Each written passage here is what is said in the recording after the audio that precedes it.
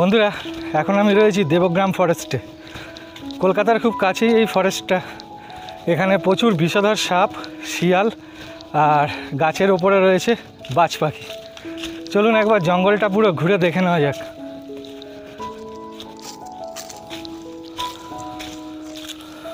জঙ্গলের মধ্যে দিয়ে হাঁটার সময় সবসময় সতর্কভাবে পা ফেলতে হবে, কেননা এখন প্রচুর পাতা ঝরে পড়েছে আর এর নিচেই বিষধর সাপগুলো রোদ পোয়াতে চলে আসে। আপনারা যখন এখান দিয়ে আসবেন একটু সতর্কভাবেই পা দেবেন। সামনে একটা লেক দেখা যাচ্ছে।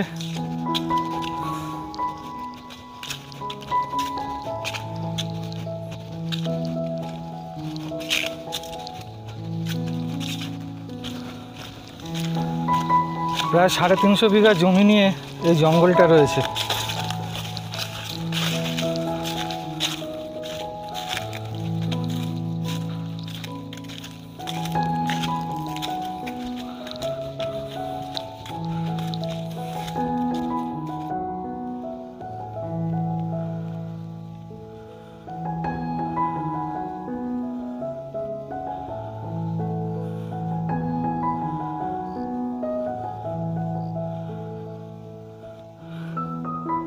লেকটাকে দেখে মনে হচ্ছে যেন কোনো বিদেশে চলে এসেছি।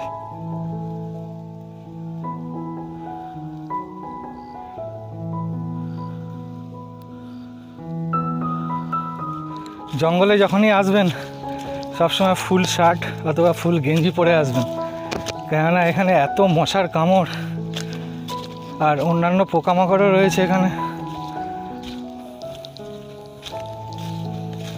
কোথায় যাচ্ছি আমি তো এখানে কিছু চিনি না।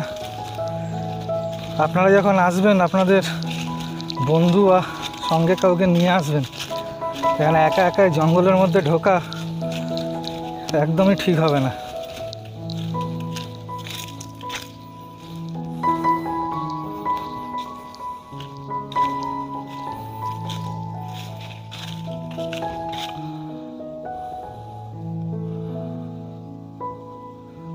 বন্ধুরা, লেকটা একবার দেখুন, অসাধারণ লাগছে লেকটা।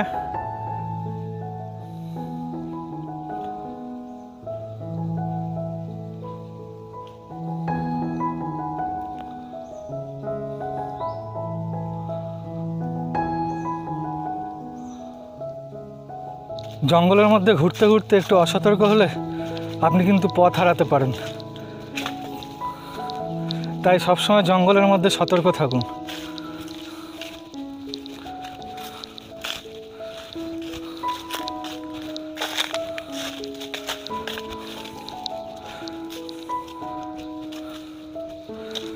এই জঙ্গলের মধ্যে দিয়ে সরু রাস্তাটা গেছে, দেখি এটা কোথায় গেছে।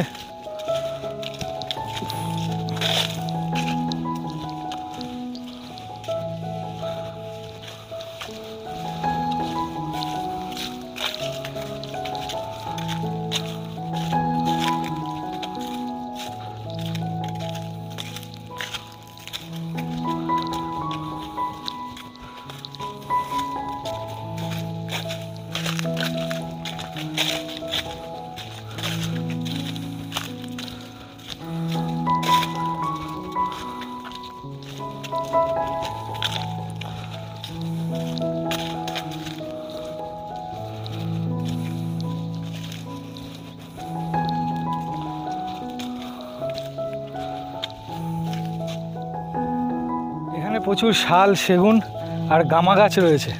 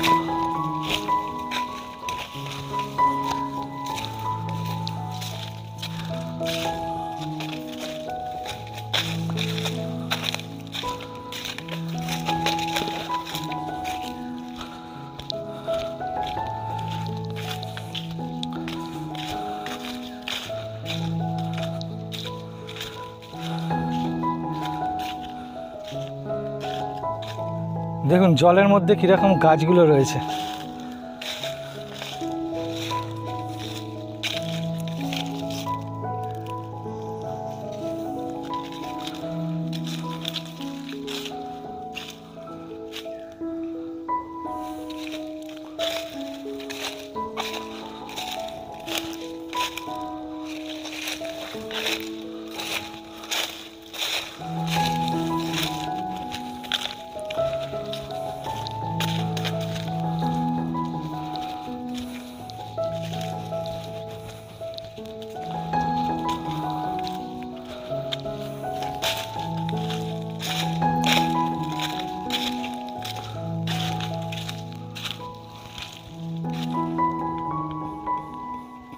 বর্ষাকালে এইগুলো পুরো জলে ভর্তি থাকে।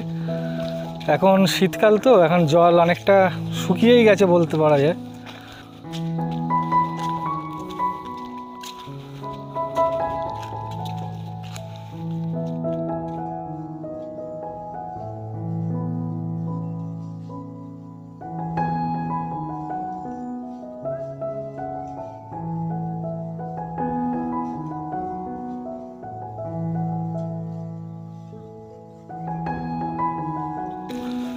আমি সত্যি সত্যি পথ হারিয়ে ফেলেছি। প্রায় 5-10 মিনিট হয়ে গেল জঙ্গলের মধ্যে ঘুরছি, কিন্তু আমি যে রাস্তায় এসেছি সে রাস্তাটা খুঁজে পাচ্ছি না।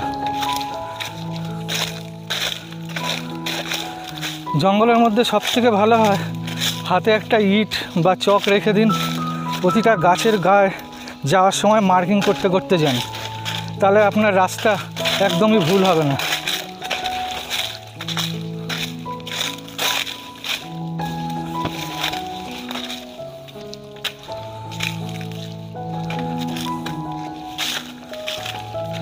জানি না আরও কতক্ষণ লাগবে এই জঙ্গল থেকে বেরোতে।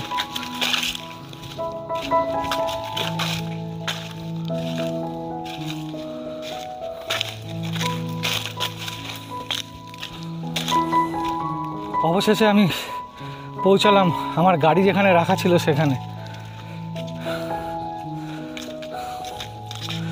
আমি খুব জঙ্গলের মধ্যে হাঁপিয়ে গেছি, এখন একটু হালকা টিফিন করতে হবে।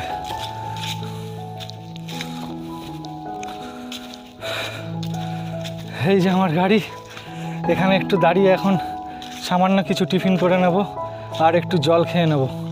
আপনারা যখন জঙ্গলে আসবেন সবসময় শুকনো খাবার আর সঙ্গে একটু জল রেখে দেবেন। অনেকক্ষণ জঙ্গলে হাঁটলাম, এবার হালকা একটু টিফিন করে নিই। টিফিন করে এখান থেকে বেরিয়ে যাব বাড়ির দিকে।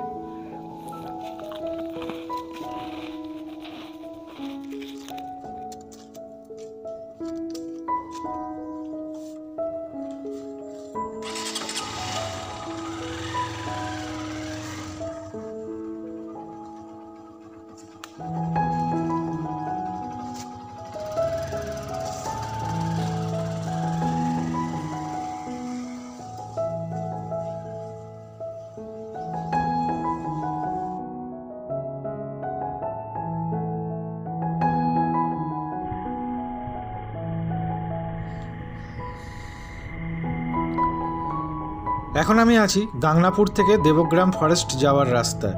কলকাতা থেকে দেবগ্রাম ফরেস্ট যাওয়ার দূরত্ব পড়ছে 83 কিলোমিটার। আমার যেতে সময় লাগতে পারে 3 ঘন্টা মতো। সকাল 9টায় বাড়ি থেকে বেরিয়েছি। কলকাতা থেকে ন্যাশনাল হাইওয়ে 34 ধরে চাকদা হয়ে পূর্ব বিষ্ণুপুর দিয়ে গাংনাপুর চলে এসেছি। এখান থেকে আর কিছুক্ষণের মধ্যে আমি দেবগ্রাম ফরেস্টে পৌঁছে যাব। আপনারা নিজস্ব গাড়ি করে আসলে NH 34 ধরে চাকদা আসুন এবং ওখান থেকে রাইট টার্ন নিয়ে পূর্ব বিষ্ণুপুর দিয়ে গাংনাপুর এবং ওখান থেকে সহজেই চলে আসুন দেবগ্রাম ফরেস্টে।